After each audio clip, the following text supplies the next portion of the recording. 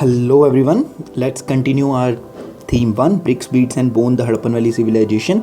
बच्चों हमने इसके पहले चैप्टर में जो पहला लेक्चर था उसमें हमने इस सिविलाइजेशन के बारे में बात की थी, इसकी मोस्ट डिस्टिंक्टिव आर्टिफैक्ट के बारे में बात की थी, इसकी शुरुआत कैसे होती है, इसकी टाइमिंग क्या है, इसकी इंपॉर्टेंट साइट्स क्या थी, इंडस वैली सिविलाइजेशन से पहले जो लेटर कल्चर थे उसके बाद जो कल्चर थे उनकी बात की थी, इनकी सबसिस्टेंस टेक्नोलॉजी की बात की थी, इनकी एग्रीकल्चर टेक्नोलॉजी के बारे में बात की। तो अब हम बच्चे इस लेक्चर में शुरू करने से पहले एक आर्टिफैक्ट के बारे में बात करेंगे जिसका नाम है बच्चों सैडल कुरेंस। सैडल कुरेंस बच्चों एक तरह की चट्टू टाइप चीज़ होती है जो ग्राइंडिंग पर्पज़ के लिए यूज़ होते हैं। हमने अपने गांव में भी देखी होगी कि दो पत्थर होते हैं, उसके ऊपर ग्रेन डाल के उनको एक दूसरे के साथ रब किया जाता है उनको पेस्ट फॉर्म में या उनको पाउडर फॉर्म में बनाने के लिए। तो ये जो सैडल कुरेंस थे बच्चे ये उस टाइम पे ग्राइंडिंग इक्विपमेंट से एक तरह से ये वेसल्स थे जो मिक्सिंग ब्लेंडिंग और कुकिंग पर्पज़ के लिए यूज़ होते थे बच्चों। और ये जो बने होते थे स्टोन मेटल और टेराकोटा के बने होते थे, ठीक है। ये जो है जो मेनली बच्चों यूज़ होते थे सीरियल्स को ग्राइंड करने के लिए, ठीक है।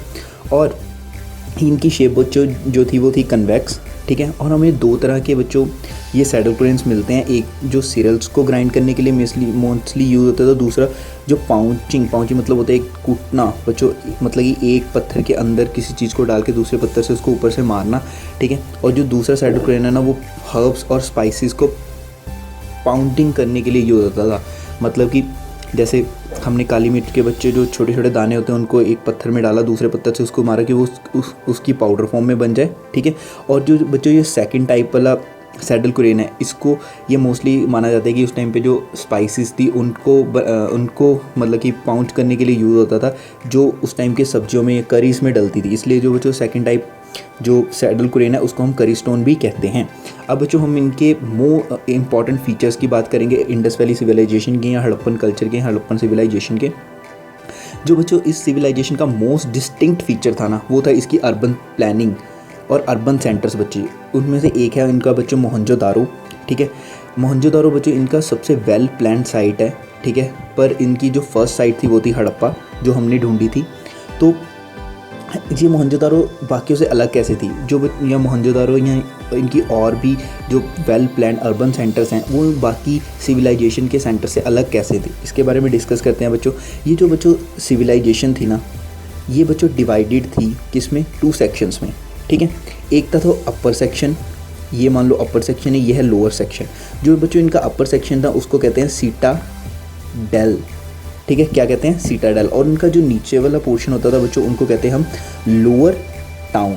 तो बच्चों इनकी एक छोटी सी डायग्राम बना के बताता हूँ ये कैसे बनते थे। ये मान लो बच्चों ऐसी रेज्ड प्लेटफॉर्म पे ये बना होता था, ठीक है। मतलब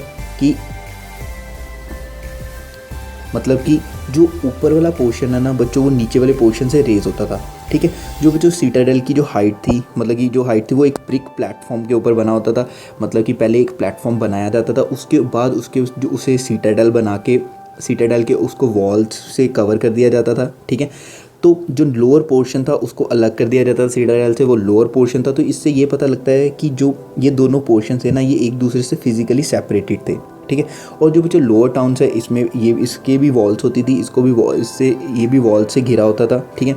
और इसकी जो सेवरल बच्चों बिल्डिंग है ये भी प्लेटफॉर्म पे बनी होती थी, किस लिए, जो ऊपर वाला सीटाडेल है ना उसको एक तरह से बच्चों सपोर्ट करने के लिए, ठीक है। तो ये तो बच्चों था इनका प्लान्ड अर्बन सिटी के बारे में। अब इनकी हम प्लान्ड कुछ और चीज़ें इन सिटीज़ के अंदर जाके इनकी प्लान्ड फीचर्स के बारे में कुछ बात करते हैं, ठीक है। बच्चों ये माना जाता है कि ये जो प्लान सेंटर्स थे इनकी पहले ये जो एरिया था ना इसको प्लानिंग से बनाया जाता था, उसके बाद इसके ऊपर घर बनाए जाते थे, ठीक है। मतलब पहले एरिया को प्लान करके उसका सीटाडेल पोर्शन बनाया जाता था, लोअर पोर्शन बनाया जाता था, उसमें स्ट्रीट्स को बनाया जाता था, उसके अंदर ड्रेनेज सिस्टम को बनाया जाता था, नालियों वगैरह को बनाया जाता था, उसके बाद उसके ऊपर बच्चों घर बनते थे, ठीक है। तो इसमें से एक और इम्पॉर्टेंट जो इनका बच्चों अर्बन प्लानिंग या अर्बन टाउन प्लानिंग का एक इम्पॉर्टेंट फीचर है बच्चों, इनके जो घर बने हुए हैं वो बच्चों ब्रिक्स से बने हुए हैं, ठीक है। ये सीधा मतलब कि एक तरह से मड से नहीं बने हुए हैं, ब्रिक्स से बने हुए हैं। जो बच्चों ब्रिक्स हैं वो सन ड्राइड ब्रिक्स हैं, ठीक है, बेक्ड ब्रिक्स हैं।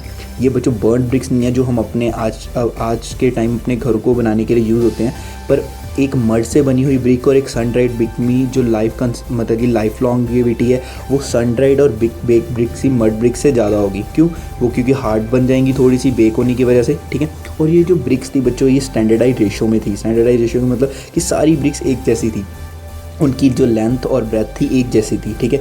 जैसे बच्चों इनकी लेंथ की बात करें, जो इनकी लेंथ थी ये इनकी ब्रेथ से ट्वाइस थी, और जो इनकी ब्रेथ थी वो इनकी लेंथ से ट्वाइस थी, ठीक है बच्चों।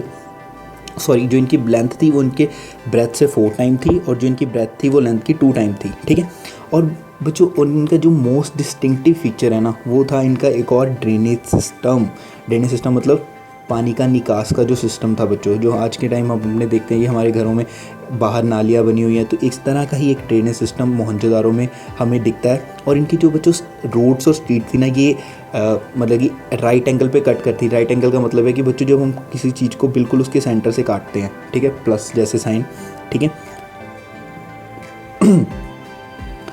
तो बच्चों ये माना जाता है कि पहले स्ट्रीट्स और ड्रेनेज सिस्टम को बनाया जाता था, उसके बाद बच्चों हाउसेस को बिल्ड किया जाता था, ठीक है।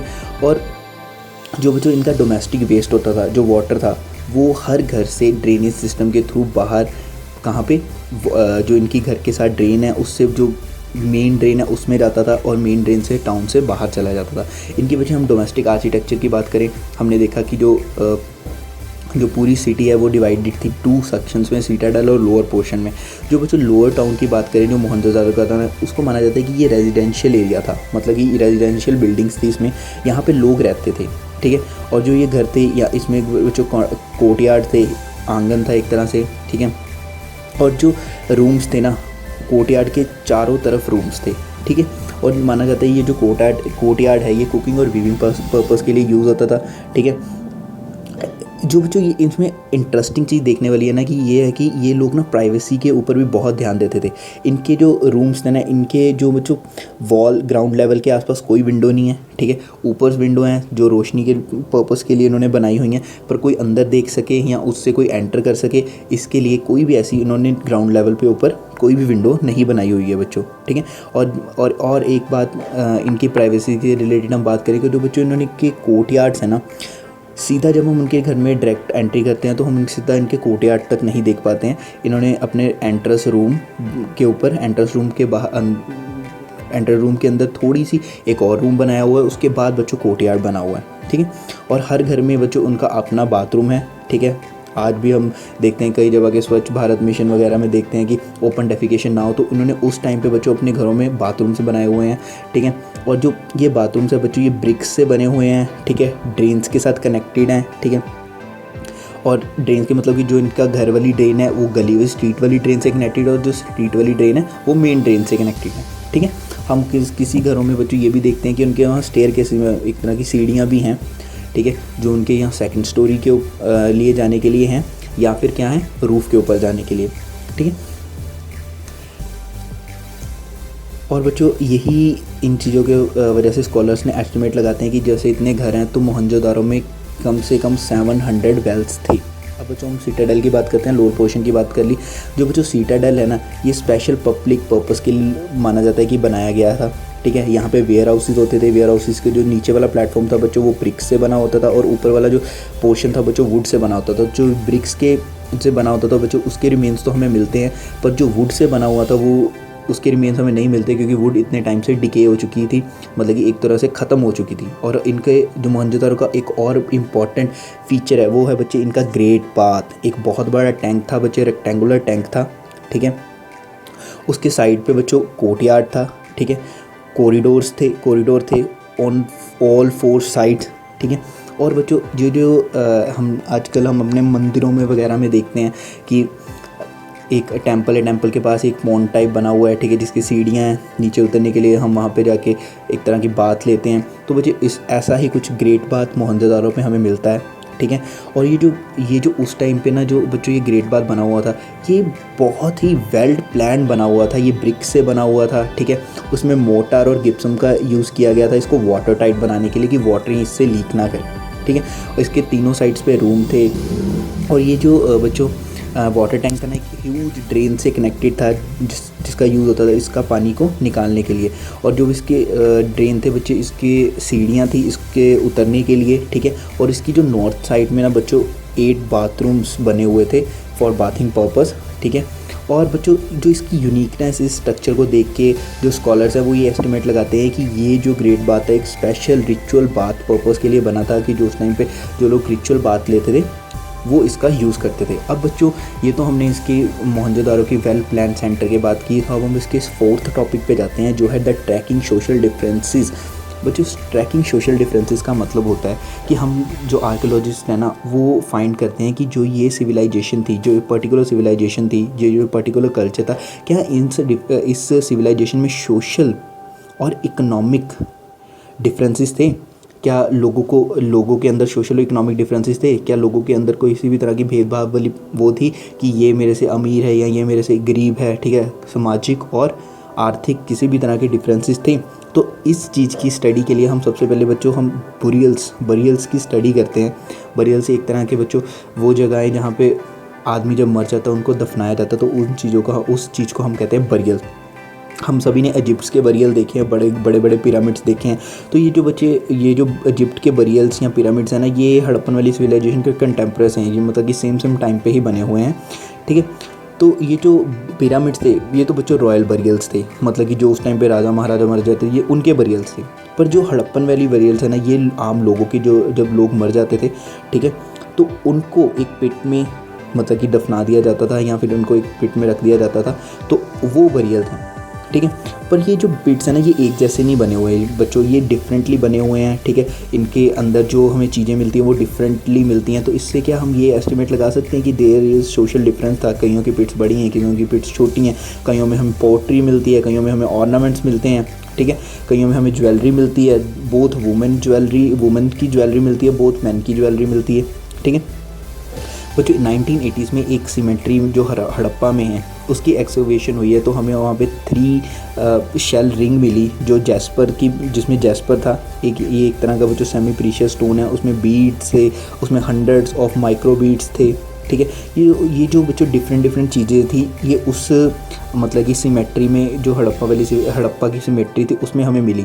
तो ये जो बच्चे हम अलग अलग बुरियल्स देख रहे हैं, अलग अलग चीज़ें हम देख रहे हैं, तो इससे क्या हम ये एस्टिमेट लगा सकते हैं कि उस टाइम पे सोशल डिफरेंस, ये एक बहुत बड़ा क्वेश्चन है कि इन चीज़ों से हम उस टाइम के सोशल डिफरेंस का पता, डिफरेंसेस जो उस टाइम प्रिवेल कर रहे थे उनके बारे में पता कर सकते हैं या नहीं कर सकते हैं। पर ये बहुत ही रेयर चांसेस में हुआ है कि हमें सभी कहीं जो बरियल्स मिले हैं उनमें हमें ऑर्नामेंट्स मिल रहे हैं या प्रीशियस आर्टिफैक्ट मिले हैं। कुछ ही जो बड़ी इंपॉर्टेंट सेटलमेंट हैं बच्चे, हमें वहीं पे ही ऐसे आर्टिफैक्ट्स मिलते हैं, ठीक है बच्चों। तो हम एक और चीज़, जैसे हमने अभी तो बरियल्स की बात की, हम सोशल डिफरेंसेस को आर्कियोलॉजिकल स्टडी करने के लिए एक और चीज़ की बात करते हैं बच्चों, लग्जरीज़। कुछ तो बच्चों चीज़ें होती हैं जो हम डेली यूज़ में अपने यूज़ करते हैं, उनको चीज़ को हम यूटिलिटेरियंस, जो हमारी डेली यूज़ चीज़ें होती है। कुछ चीज़ें होती है लग्जरी मतलब जो बहुत कॉस्टली चीज़ें हैं, जो उस जगह पे नहीं मिलती, कहीं से और से इंपोर्ट करनी पड़ती हैं, जो सभी के पास नहीं होती हैं, तो वो ऐसी कुछ चीज़ें होती हैं लग्जरी।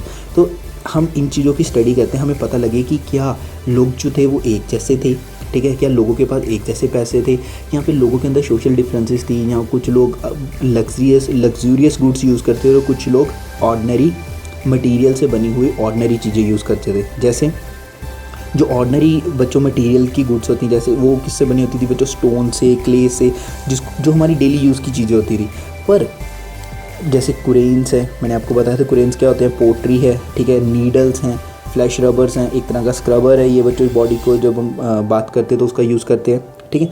तो ये तो बच्चे हमें जो ये सेटलमेंट्स की जब हम उनकी आर्कियोलॉजिकल एक्सकवेशन करते हैं तो हमें ये एम नंबर ऑफ में मिलती हैं, ठीक है।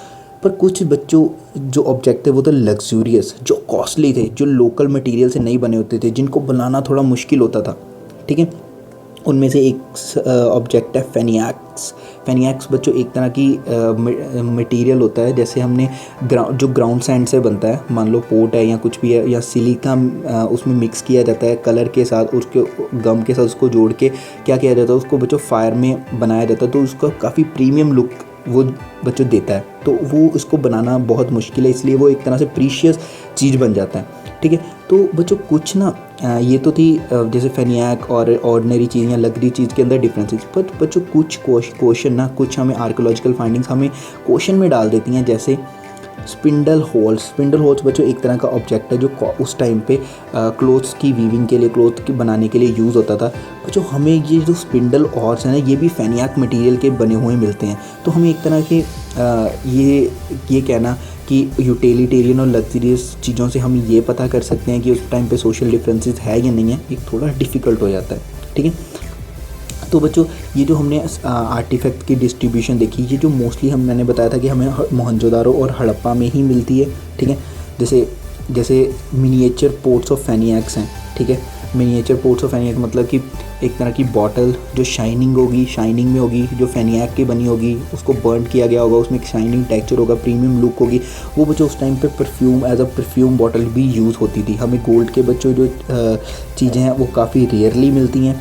ठीक है, और जो हमें ये गोल्ड बच्चों मिलता है, ये हमें होडिड प्लेसेस से मिलता है। होडिड प्लेसेस मतलब कि ऐसी प्लेस जहाँ पे छुपा के रखी गई हो कोई चीज़, हो सकता है वो पोर्ट्स में छुपा के रखी गई हो या किसी भी कबर्ड में छुपा के रखी हो। तो हमें जितने भी अभी तक गोल्ड के एविडेंसेस मिले हैं हड़प्पन कल्चर में या हड़प्पन साइट्स पे, तो वो बच्चे हमें होडिड प्लेस पे ही मिले हैं। Thank you watching your second lecture and hope you enjoy this lecture.